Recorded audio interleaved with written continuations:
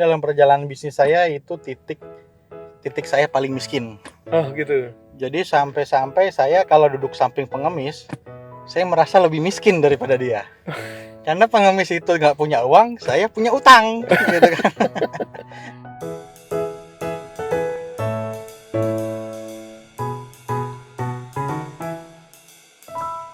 Selalu semangat, pantang menyerah. Juara ada untuk Anda, tersebar di seluruh dunia. Juara luar biasa. Salam juara, bersama saya Panglima Juara Manusia 5 Kuadran. Masih dalam acara Bincang Juara. Sobat Juara, siang ini saya berada di Bandar Udara Juanda. Saya baru aja mendarat dari penerbangan Lombok ke Surabaya. Dan ternyata di atas tadi mengalami turbulence. Wow, bener-bener menggetarkan hati. Bener-bener disitulah saya harus merasa pasrah atas apa yang akan terjadi. Nah, ketika saya datang ke Juanda, salah satu sobat juara saya juga sedang perjalanan dari Jakarta ke Juanda. Karena kita mau melakukan perjalanan Tour de Bali dari Surabaya menuju ke Bali.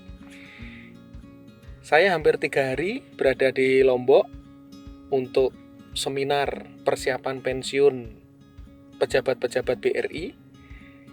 Tetapi hari ini kita tidak akan cerita tentang seminar. Kita akan cerita tentang sobat juara kita yang nanti teman-teman akan temui.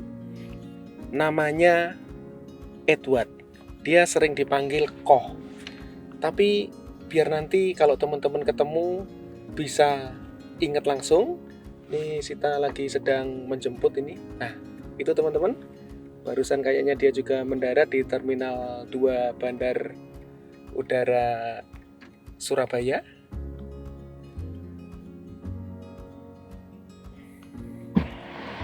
Halo. Assalamualaikum. Waalaikumsalam, Ko Ehwat. Inilah yang disebut Ko Ehwat.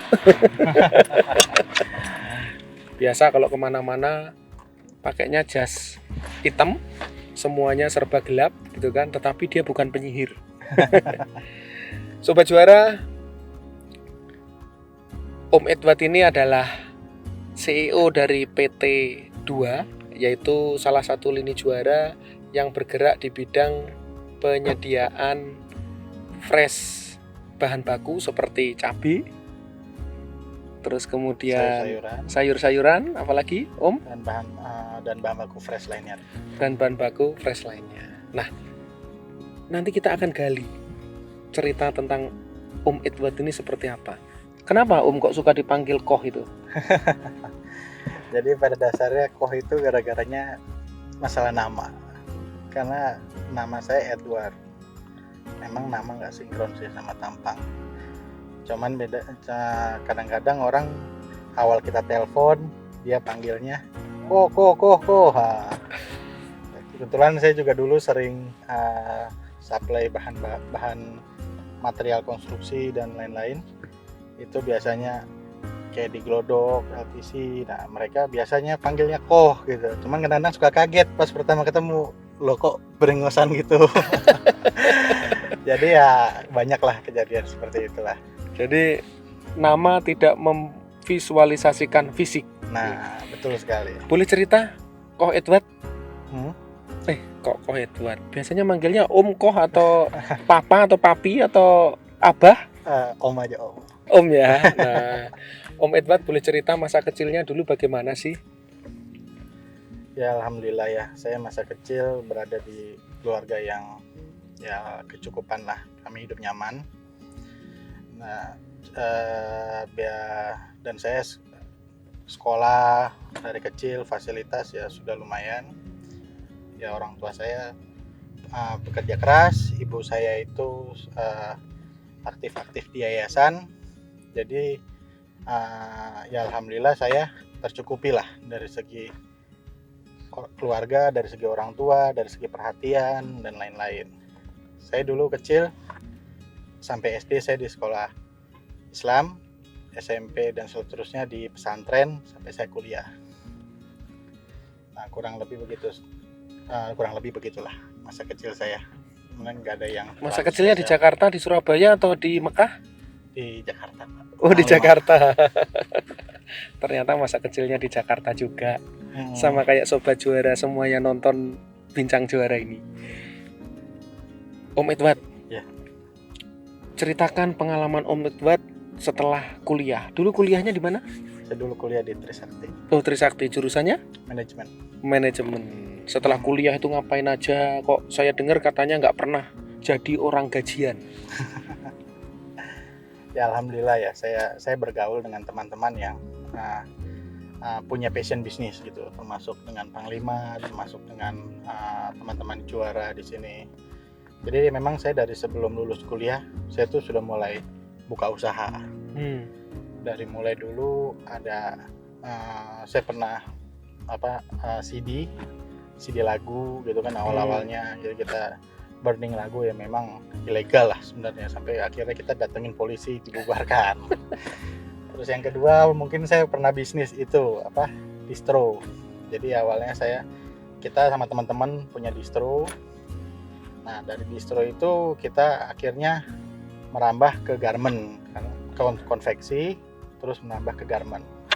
Jadi karena kita produksinya banyak dan berlimpah, kadang supplier tuh nggak mencukupi kebutuhan kita. Jadi pada saat season tertentu kita nggak bisa menuhin kebutuhan outlet, ya akhirnya kita pertama awalnya buka konveksi, terus lama-lama ya semakin besar melayani pesanan orang-orang, terus selanjutnya kita buka garment. Nah dari buka garment itu saya juga mulai banyak link tuh, banyak masukan, karena kan garment kita suka melayani perusahaan-perusahaan, suka melayani kontraktor, suka melayani PT-PT. Nah di situ saya udah mulai terbuka jaringan tuh. Jadi saya udah mulai bisnis lain-lain, kayak dulu saya pernah supply pasir dari Mundu, dari Cirebon, terus kita bawa ke Jakarta, kita jual. Terus juga banyak bisnis lah yang kita punya logistik, punya logistik. Terus juga ada juga yang terakhir sih waktu itu kontraktor reklamasi itu ya. Jadi kita jadi local company dari perusahaan asing, perusahaan Belanda. Nah di situ tugas kita dulu berkorporasi dengan mereka dan kita menyediakan semua kebutuhan mereka, dari mulai macam-macam lah, dari mulai kebutuhan ekspatriat itu sampai kebutuhan proyek, alat berat dan lain-lain. Nah itu berjalan cukup lama, sekitar 7 tahun. 7 tahun, wah luar biasa. Dan dari situ dari panjang kisah kejadian itu tiba-tiba proyek ini berhenti. Oh, oke. Itu tahun berapa itu? Terhenti itu mulai diisukan di tahun 2015. Mulai diberhentikan 2016. 2017 itu udah dilarang. Jadi yang tadinya kita lagi kenceng-kencengnya supply, lagi kenceng-kencengnya menyediakan kebutuhan, nah tiba-tiba drop lah di situ. Oke. Terus sepak terjang bisnis saya nggak berhenti di situ aja. Terus saya juga mulai mengolah ikan. Nah disitulah saya udah mulai banyak kenal fresh di situ. Jadi saya lakukan pembibitan ikan. Dulu ada ikan patin. Jadi ikan patin itu kita kawinin, terus kita jantannya, betinanya terus untuk ovaprim gitu-gitulah. Nah, gak kasihan tuh ikan patinnya sampean kawinin? Memang dia sukanya dikawinin. Kirain sampean yang ngawinin. Jadi ada tekniknya lah di situ lah. Mungkin bagi teman-teman yang main dunia ikan mungkin paham ya. Jadi ntar ikan itu kita besarkan, setelah bibitnya besar, terus kita jual ke waduk, keramba jaring apung. Nah di waduk itu kita diseleksi itu nanti ikan-ikan itu. Nah setelah mereka terima, kadang mereka bayarnya nggak pakai uang. Jadi kadang mereka bayarnya juga pakai ikan. Ikan besar yang siap konsumsi. Nah dari ikan itu nanti kita sortir. Yang ukurannya oke, bagus, kita masukkan ke supermarket. Nah yang ukuran sesuai. Nah yang ukuran yang berantakan, yang ukuran tidak sesuai, kita kirim ke pasar-pasar tradisional. Sama saya juga ada sempat buka juga retail langsung ke direct customer, untuk jual-jual ikan tersebut. Tadi kembali ke masalah kontraktor tadi. Ya. Waktu itu kayaknya pernah cerita bahwa sampean ada masalah permodalan, terus kemudian ternyata setelah bagaimana gitu, terus ternyata sampean merasa loh udah dibalikin. Gimana ya waktu itu ceritanya ya? Nah itu kisahnya tuh agak mumet lah itu. Mungkin dalam perjalanan bisnis saya itu titik saya paling miskin. Oh gitu. Jadi sampai saya kalau duduk samping pengemis, saya merasa lebih miskin daripada dia. Karena pengemis itu nggak punya uang, saya punya utang, gitu kan. Minus ya. Minus jadinya. Jadi kalau pengemis uangnya nol, kalau saya minus miliaran, gitu. Gitu ya. Jadi di situ utang tuh cukup banyak ya, karena waktu itu saya ya salah satunya kesalahan saya over spekulan ya. Jadi saya pikir proyek itu diestimasikan berjalan sampai 2025. Jadi saya apa-apa saya kontak pakai long term gitu, dengan pembayaran berharap kita dapat rent hour-nya lebih murah gitu. Karena kan banyak barang yang kita sewa. Kalau kita sewa lebih awal, bayar lebih jauh temponya, otomatis kita dapat harga lebih murah. Itulah prinsipnya. Jadi dari situ saya bayar saya lebih spekulasi di situ. Saya lebih beranikan diri lah buat investasi jangka panjang. Terus katanya pakai investor ya waktu itu ya? Ya banyak investornya Pak, kurang lebih ada banyak lah pokoknya. Kadang-kadang investor itu macam-macam juga, ada dari luar proyek, ada juga yang dari dalam situ. Mereka lihat saya mondar-mandir, nanya ini itu, ya saya bilang kalau mau ayo gitu kan. Nah kebetulan resort saya banyak yang serem-serem juga Pak. Ada yang macam-macam lah, jabat-jabatannya mungkin tinggi-tinggi di situ. Ada yang orang dari sipil, ada yang dari. Tapi judulnya investor atau hutang? Nah itu dia kesalahan saya. Waktu dulu kesalahannya saya berakad investor, tapi bergaya perjanjian seperti hutang. Oke. Jadi rugi pun akhirnya? Jadi untung kita bagi rata, rugi kita telan sendiri, Kang Lima. Aduh, kasihan banget ya. Dan itu tidak pernah terjadi di Juara, teman-teman. Karena Juara akadnya adalah akad bagi hasil, di mana 100% kerugian finansial adalah tanggung jawab investor. Pengelola seperti Om Edward ini hanya menanggung kerugian waktu, tenaga, dan pikiran. Nah, masuk ke tahun 2017 kita baru perkenalan. Waktu itu bagaimana Om Edward bisa berkenalan dengan Panglima Juara dan cerita tentang Juara, karena waktu itu Om Edward ini adalah peserta Juara Camp yang pertama kali tahun 2017. Jadi awal muasal kenal Juara tuh dari satu grup lah ya, satu grup asosiasi pengusaha. Di situ Panglima Juara paling sering kasih inspirasi, kasih motivasi, kasih cara berbisnis. Nah, jadi waktu itu juga ada cara permodalan, gimana begini, bagaimana begitu. Nah, Panglima lebih banyak sharing lah. Nah, di situ kami sebagai para pengusaha bingung nih, ini kok percepatannya luar biasa gitu kan. Nah, dari yang awalnya satu outlet, nggak lama kemudian toto 2 outlet, toto nambah lagi, dan outletnya capsule-nya rame-rame semua. Wah, nih hebat nih. Jadi saya udah mulai berpikir kan, ini konsepnya bagaimana nih, kayak konsepnya bagus nih, gitu kan. Nah di situ ada salah satu pengusaha klaim gitu kan, Pak kita pengen lebih mengenal dekat dengan Panglima nih, gimana caranya, gitu kan. Kebetulan pengusaha itu juga udah sukses sih, dia udah punya banyak cabang juga, bedanya begitu. Jadi dia melontarkan satu riwayat. Jadi di situ kata Ali bin Abi Thalib, ketika kita mau mengenal teman kita, satu kita harus bersafar dengan dia, jalan jauh. Kedua, berhutang dengan dia. Terus ketiga, menginap bersama dengan dia. Nah, jadi di situ disambut baiklah dengan Panglima gitu kan. Oke, Mas, kalau mau hayo. Nah, saya mengklaim kalau kita berhutang kan nggak mungkin, Pak. Baru kenal udah ngutang kan. Miliaran lagi. Mana kita kasih? Gitu kan. Terus yang kedua, bersafar jalan jauh ya belum tentu bisa kan, karena waktunya kita rata-rata pengusaha. Yang ketiga ya nginap gitu kan. Kalau nginep bareng, akhirnya Panglima buka lah. Namanya dulu belum Juara Camp. dulu Iya. ya, namanya Apucamp. Afucamp. Nah, Di rumah saya 3 hari 2 malam. 3 hari 2 malam. Jalan-jalan, kita cerita, motivasi dan lain-lain. Nah, di situ saya lihat, oh ini juara bagus nih. Karena konsep-konsep strateginya itu berjalan. Jadi bukan hanya konsep-konsep yang komersial aja yang dijalankan. Karena rata-rata konsep itu, kalau konsep komersial itu rata-rata lebih baik dari konsep strategik awalnya. Konsep strategi itu ya pemikiran-pemikiran yang tidak langsung mengarah kepada omset dan lain-lain. Oke. Gitu. Kayak gimana cara investasi, gimana cara begini, gimana cara begini. Saya tertarik di situ kan. Cuman lihat bisnisnya saya underestimate, jujur aja Bang Lima. Ini bisnis musiman nih gitu kan. Bayi baru lahir. Kok bisa ayam geprek? Aduh, tetangga saya Milo apa? Pal. Milo kepal itu udah tutup gitu kan. Saya mesti nyemplung lagi ke bisnis musiman nih. Lah nantilah kita mulai dari ya kerjasama pelan-pelan lah gitu kan. Mulai berbagi konsep, berbagi cerita, berbagi ide, berbagi ini dan lain-lain lah. Nah di situ saya mulai melirik terus nih dengan pergerakan juara nih. Yang menurut saya luar biasa Bang.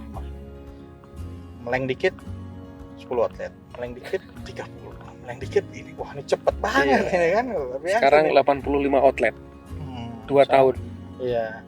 Jenengan sendiri juga owner juga kaget kan? Iya. Waktu kita di hotel Shangri-La tuh denger outlet totalnya segini, wah berapa nih? Kaget juga kan? Karena ternyata kita membangun super team, kita bukan membangun Superman. Iya. Om Edward, akhirnya kita bekerja sama mendirikan sebuah perusahaan yaitu PT 2. Apa PT 2 singkatannya? Delta Untung Abadi. Delta Untung Abadi. Dan Om Edward ini sekarang menjadi supplier untuk semua bahan bakunya juara yang terkait dengan fresh good, cabai dan lain-lainnya. Ya kan? Karena cabai aja kan kita pakainya hampir Lumayan besar itu. lumayan besar lah. Ya. Nah, Om Edward, kita ini kan mau jalan ke Bromo ya, Kopral? Ya. Nah, saya sekarang ditemanin sama Kopral Juara. Dia adalah seorang karyawan di Ayam Geprek Juara yang kemudian kita akan scale up menjadi seorang pengusaha.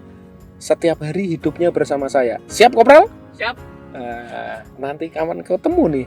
Akan ketemu siapa itu Kopral Juara kita. Ya, Om Edward, apa sih insight-nya Om Edward selama hampir puluhan tahun berbisnis yang tidak pernah menjadi orang gajian? Mungkin bisa disebutkan 3 buat teman-teman Sobat Juara. Insight-nya ini gimana nih maksudnya? Jadi Hikmahnya 1, 2, 3 ya satu saat Pasif. bangkrut. saat bangkrut itu saat dimana kita berpikir di bawah ya. Karena kalau kita bisnis sendiri, di situ kita akan saat kita berbisnis sendiri, di situ kita akan bingung sendiri semuanya. Saat kita bangkrut dengan tekanan yang tinggi, dengan kebutuhan yang besar, dengan hutang yang dikejar, nah itu bagi pengusaha itu momok sekali tuh, Bang Lema. Gimana cara menghadapinya? Ya, mau nggak mau pinjam uang. Nah, gitu. pinjam uang. Salah satunya begitu dulu sebelum kenal dengan metode kolaborasi kita. Ya kita cairkan lah benda padat yang bisa dicairkan kan. Jual aset. STNK, BPKB, sertifikat, ya kan. Nah, Sebagai bentuk tanggung jawab. bentuk tanggung jawab. Terus yang kedua insight-nya ya mungkin kita di Juara ini bagusnya ini passive income ya. Jadi passive income ini karena memang semua pengusaha yang kita masuk dalam inkubator Juara, masuk dalam grup Juara ini akan berkiblat kepada nantinya passive income. Betul. Karena semua pengusaha pasti ujung-ujungnya pengen maunya kita usaha berjalan tapi tidak perlu repot-repot lagi. Usahanya jalan, orangnya jalan-jalan. Nah, Terus gitu. mimpinya Om Edward sendiri terhadap PT 2 bagaimana? Mimpi saya sebagai PT 2, selain saya maunya kita sebagai partner dari Juara ingin PT2 ini sebagai perusahaan yang bukan hanya melayani internal Juara. Oke. Nomor satu, memang kita tujuannya PT2 ada ini, satu, kita meminimalisir cost dari yang dan meminimalisir tingkat-tingkat fraud dan kecurangan dari insan-insan atau karyawan-karyawan Juara yang bekerja sama dengan Juara. Kadang kita ketemu PL atau ketemu pengusaha-pengusaha PL ini baik-baik, cuman orang baik itu nggak selamanya dilingkari dengan orang baik, gitu. Jadi kadang-kadang ya masalahnya di situlah. Terus yang kedua, kita mau juga selain kita supply ke internal Juara, kita juga bisa membesar seperti perusahaan-perusahaan startup lainnya. Jadi kita punya aplikasi, kita bisa supply ke orang-orang yang masyarakat, kita juga bisa direct sales ke customer, Membantu ibu-ibu kan, daripada BC-BC ke pasar, wah kita antar dengan aplikasi, diantar di rumah. Gosen tapi capi-capian. Capi-capian. Teman-teman sekalian, semua dimulai dari mimpi. Dan Om Edward sudah menorehkan mimpinya menjadi sebuah perusahaan fresh good terbesar di dunia. Ya, amin. Amin. Salaman dulu. Semoga terijabah doanya dan visinya, karena Allah sesuai dengan prasangka hamba-hambanya. Luar biasa perjalanan kita hari ini. Dan karena kita mau masuk tol Malang, kita mau menuju ke Bromo teman-teman sebelum kita ke Bali. Oke teman-teman sekalian, jangan lupa saksikan selalu YouTube channel Panglima Juara dan stay tune di Bincang Juara. Salam juara. Juara luar biasa. Selalu semangat, pantang menyerah. Juara ada untuk Anda, tersebar di seluruh dunia. Juara luar biasa.